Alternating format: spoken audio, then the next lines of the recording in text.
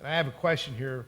As we've been reading in the news lately, the regions like Eastern Europe and Southeast Asia are facing complex array of economic, energy, and security and environmental challenges. Throughout its history, Southern Company has faced its own share of challenges on these fronts. You've been in business a long time, so you've got to see and do quite a bit right up to today, and has had success in overcoming them.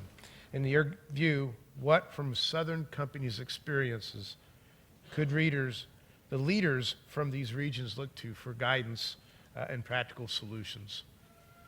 Yeah, thanks for that. So I'd kind of go to one point I made and one point I didn't make, and one is the value of the diversified portfolio. We are the only company in America doing new nuclear, 21st century coal, natural gas, renewables, energy efficiency at scale. And at scale, the portfolio has tremendous value. Got to understand that putting too many bets in any one of those sectors doesn't serve you well over time. And I think as we tend to think about the hydrocarbon sector, particularly natural gas, as this wonderful thing, it does have a significant amount of risk. And in fact, if I would think about the overall risk of the portfolio as we move closer to a volatile kind of commodity like natural gas, I'll bet you the risk of the portfolio is probably up 50% or more.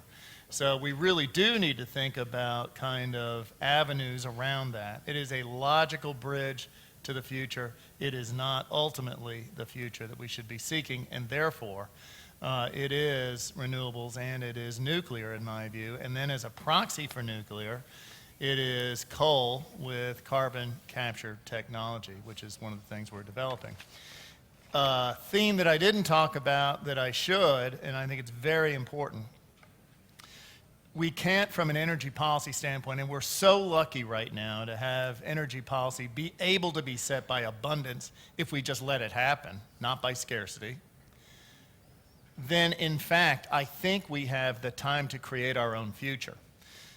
One of the things I'm proud of Southern is that we're the only company in America in my industry that does proprietary, robust research and development.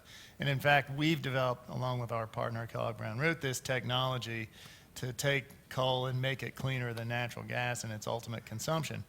And when I think someone mentioned in a panel earlier today about the value of new kind of developments in the micro scale, like distributed generation, particularly rooftop solar, a variety of other things there, in essence, I don't really think those are disruptors. What are disruptors are technology advancements that I bet you everybody in this room is underscoring as we sit here. And when I think about kind of where energy when I think about the segments of the industry, I always break it into make, move, and sell or consume. And I think the real disruptors potentially are in the notion of storage, which we've never really cracked the nut on. And I think with battery technology or storage at a mass scale, for example, pump storage hydro, or where you can basically compress air under the ground and strip it out during high peak periods, compressed air energy storage. Those kinds of applications I think will make sense. The other kind of disruptor will be how people consume energy. It's funny, one time in my career, I guess I've had 15 different jobs at Southern Company since I've been there, and one of them was CIO. Now, you all know in the American vernacular, CIO stands for Chief Information Officer. I think many days I thought that stood for career is over. But I can tell you that the power of technology in terms of how we consume and the data around that is something that we have not yet tapped. We're having active discussions on a variety of fronts all over the place with people like Nest and everything else.